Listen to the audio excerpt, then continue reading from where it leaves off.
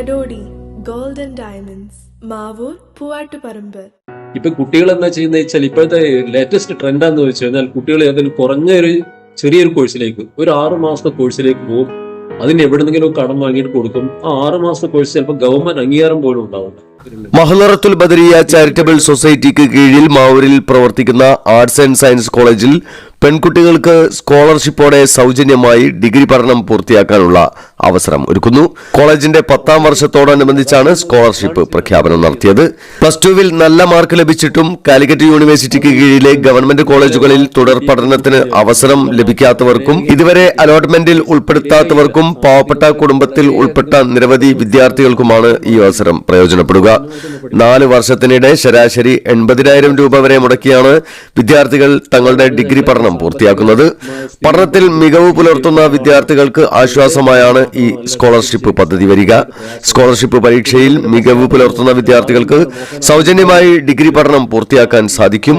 BA economics honours, BSc psychology honours, BA English honours, BCom honours എന്നീ കോഴ്സുകളാണ് പഠിക്കാൻ അവസരമുള്ളത്.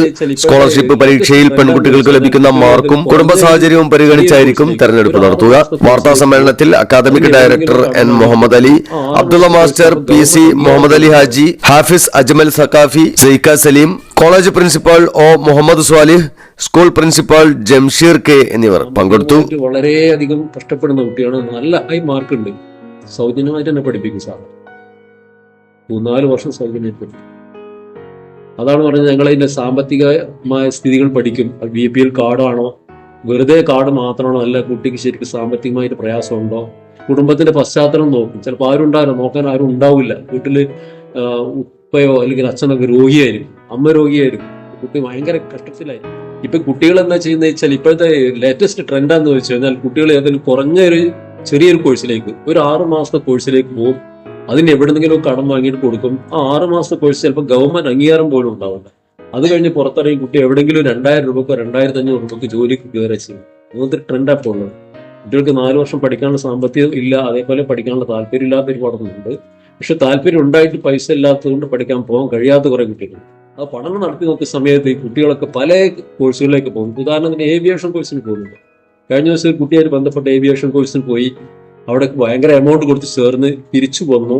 ജോലി വാഗ്ദാനം ചെയ്ത ശേഷം സിയാലിലെ കൊച്ചിൻ എയർപോർട്ടിൽ ജോലി കൊടുത്തു. ആ കുട്ടി ഒരാഴ്ച കൊണ്ട് ജോലി വാങ്ങിക്കാൻ കഠിനമായ വഴിയിൽ നിൽക്കാൻ പറ്റൂല.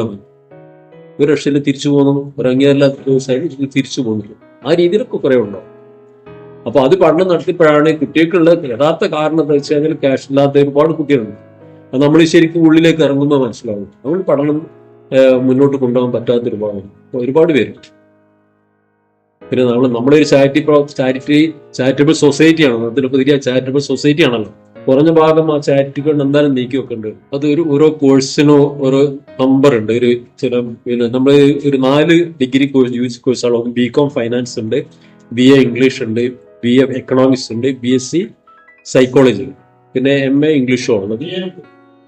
BA ഇംഗ്ലീഷ് ഉണ്ട്, BCom ഫൈനാൻസ് ഉണ്ട്, അതേപോലെ BA എക്കണോമിക്സ് ഉണ്ട്, BSc സൈക്കോളജി ഉണ്ട്. ഓരോന്നും മാക്സിമം എത്ര സീറ്റ് എന്നുള്ള യൂണിവേഴ്സിറ്റി പറഞ്ഞിട്ടുണ്ട്. BCom ഫൈനാൻസിന് 60 സീറ്റ് ഉണ്ട്.